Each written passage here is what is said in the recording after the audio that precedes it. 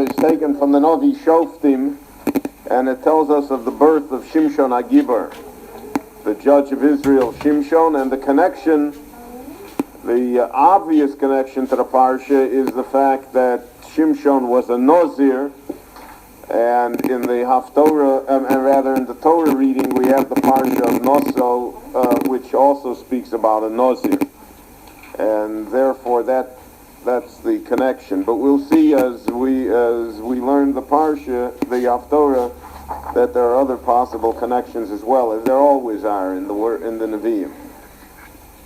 Vayihi ish echad mitzora mimishpachas Adoni ushmo Manoach. Whenever the Tanakh begins a description with the word Vayihi, so our rabbis teach us that's Loshen Tzora. That is not a favorable, not a strong, good indication. It's a trouble. Now, what's the sad thing here? Because after all, we're going to read about a miraculous birth of a hero of the Jewish people.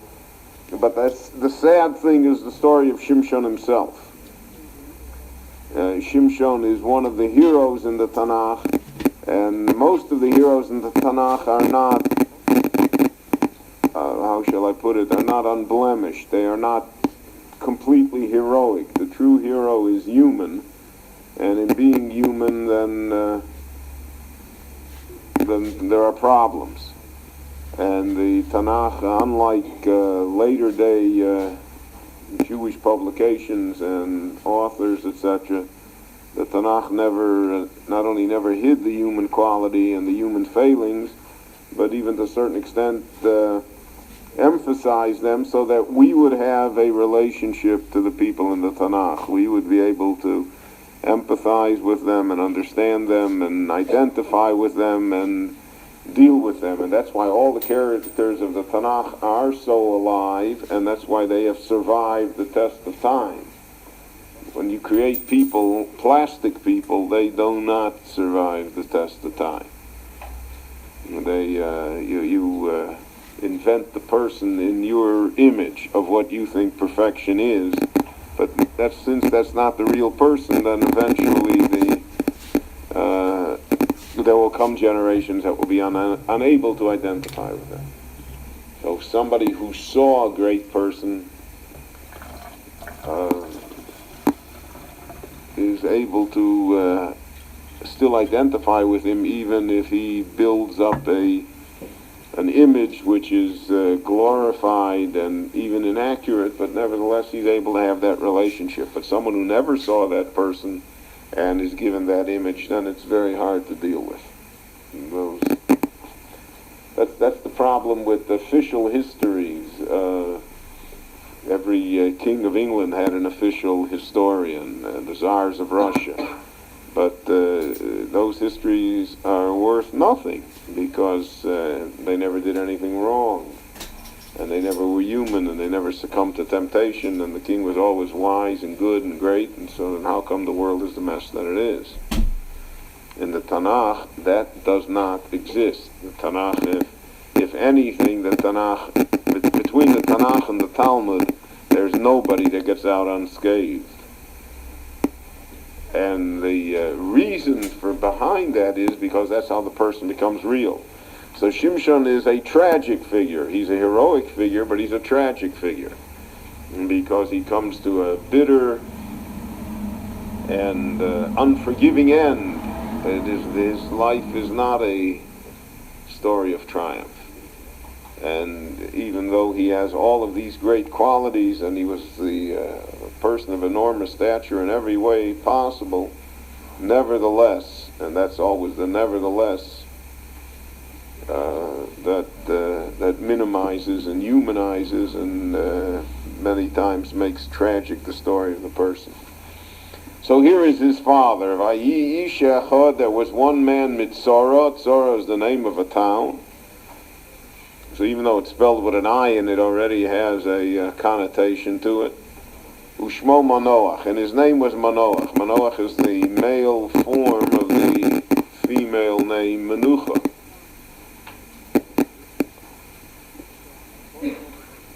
V'ishto akora v'lo yoloda, and his wife was barren, v'lo yoloda, and she did not give birth. So, akora v'lo yoloda, the Mefarshim say that she was a barren woman from inception, not that she had once been able to give birth and now she no longer was fertile. That doesn't mean that. Vishto akora, she was a barren woman, v'lo yoloda, having never given birth, and who by nature or by biology or by medicine, she was unable to give birth. Now here we have repeated the Jewish fate, which is recorded over and over again in the Tanakh, and the Chumash and the Tanakh, is that we are always descended from people who are barren, who on the basis of natural law and circumstance would never be able to have a child. That's the origin of our people with Abraham and Sarah. It repeats itself with Yaakov and Rachel. It repeats itself throughout Jewish history. We are always engaged in the fact that we are at the edge of annihilation, the edge of destruction. Tomorrow there's not going to be the next generation. Until now, miraculously, there always has been a new generation. There always has been a continuity. But the continuity is always precarious. It's always in question, always in doubt. It's not certain, and it certainly is not predictable. It's not natural. And you have to remember that when you deal with all of the situations that exist in the Jewish world today regarding the future of the Jewish people, regarding the future of the state of Israel, regarding the future of the Torah community. The demographics are that there aren't going to be any Jews. The Jews are going to do it to themselves, right? The demographics in the United States is that between intermarriage and the zero population growth, there will not be a Jewish community in 50 years of any substance. In real terms, the Jewish population in the United States has declined in the last 25 years. And if that demographic progression continues, so then that's true. And the same we hear the same idea regarding the demographic time bomb that exists among the Arabs, that they will outnumber the Jews in Palestine in a given number of years. And you can project it in 100 different ways. Well, that has been our situation from the beginning. And that doesn't, it's of some comfort, but it doesn't really make you feel better. But it's some comfort to realize that is not unusual for us. So here also, Manoach, the Jewish people are being oppressed now by the Philistines. The situation is such that there is no unity among the tribes of Israel. Also a situation not uncommon in Jewish history. And they are being destroyed from without and within. The Jewish people have never conquered the land of Israel yet. Their enemies are numerous and tenacious. The Jewish people are guilty of the sins of idolatry. They're not really what they should be. The temple has never been built. And in the words of the Tanakh, in characterizing the behavior of the time, Ish HaYosher Beinav Yaseh, everybody did their own thing. A little like Muncie. Everybody does their own, everybody's doing what they want to do. And so you got the whole Jewish people doing it, which you can certainly see the Jewish people doing it, right? But that's no way to run a railroad. You can't expect that anything the Philistines are going to watch the scene and say, well, we're going to leave them alone. They're certainly not going to leave them alone. So what happens is that they make terrible encroachments upon the Jewish people. Territorial encroachments. They kidnap Jewish men and women, slaves. The Jewish station is diminished. You have the Canaanite tribes live in the middle of the country. The tribes that live in the north are separated from those who live in the south. And if is just a bad, bad time. And the Jews need a morale builder. They need a savior. They need somebody to put them together. And that was the role that Shimshon served. He was a remarkable, remarkable person, and his leadership, etc. But then success, as it often does, it proved to be a greater test than he was able to bear. And in his success, the tragedy was not far behind. But all of that is in front of us now. There is no Shimshon yet. He has a mother, Ishto Akora Velo Yoloda. He has a mother who is a barren woman and who has never given birth and is never going to be able to give birth. Now, we don't know what happens here. We don't know. God chooses strange people to do his bidding. That is one of the basic rules in life. Very hard. We never would have picked Moses to be the leader of the Jewish people to take us from Egypt. He was raised in the court of Pharaoh, and he was a person who could not speak well, and he had other qualities that we would not have chosen him. God chose him. It's a little like the strange couplet that's always taught in English literature, how odd of God to choose the Jews.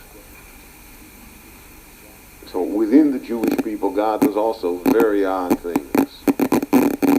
And the people who have the strongest influence on the Jewish people and who are the leaders and who are the ones that really are not necessarily the people whom you were there, not necessarily, the boy genius who at age 10 knew 1,000 Mishnayos by heart. God does it in his own way. And that's true in our time as well. We have unlikely heroes. You should know that. Just as we have unlikely rabbis. Vayera Malach Hashem Elo Isha. The angel of God appears to the woman, to Mrs. Manoach. All of a sudden, one day. So you have to understand here again the human quality. I mean, if you get, you're potchkin in the kitchen making the cholm for Shabbos, and the angel is there, right? So you think that maybe it's something you put in the cholm. What do you mean the angel is there? What kind of angel? Who? What? Where? And without introduction, you have to see how the Tanakh describes it. He doesn't say, how are you? What's you? He gets right to the point, which also you see throughout the Tanakh and Chumash. There's no small talk. It's like the angels don't have time. They come to visit Lot, they say, pack up and go. Tomorrow the city's destroyed. They don't say, did the market go up today, go down? How you doing, Lot? Nothing. Zero. Pack it up. We don't have time. When God sends angels, so then the angels are very direct. Vayomer Eleh, he said to her, Ineat akora velo yoladit. Behold, you are a barren woman, and you have not given birth, and you won't give birth. Right? For haris v'yoladit bain. So you will conceive and give birth to a son. How do you like that for a speech? Direct. And before she has a chance to digest what he tells her, but this is special, right? This is going to be a nazir. So you have to behave a certain way, and he has to behave a certain way. Otherwise, the deal is off. V'ato hishom rinoah. Here we also see the concept which was known in the ancient world, but was forgotten for many, many centuries, is that the influence of the mother on the embryo, right? Today we have Rahman al-Islam children that are born with terrible diseases. Our children are born addicts, and children are born alcoholic. So the Malach says to her, he's a Nazir. That means that from now on you can't drink wine. And even though he's not born yet, he's not even conceived yet. Al tishti yayin v'sheichor, don't drink wine or sheichor. Sheichor was beer, but it's not our kind of beer. It was a date beer that existed in that time. It was sweet and it was made from fermented dates, and it was a basic drink. And in the Mediterranean countries until today, they don't drink Coca-Cola, they drink wine. It is not uncommon at all that every member of the family drinks an entire bottle of wine for supper, or for lunch.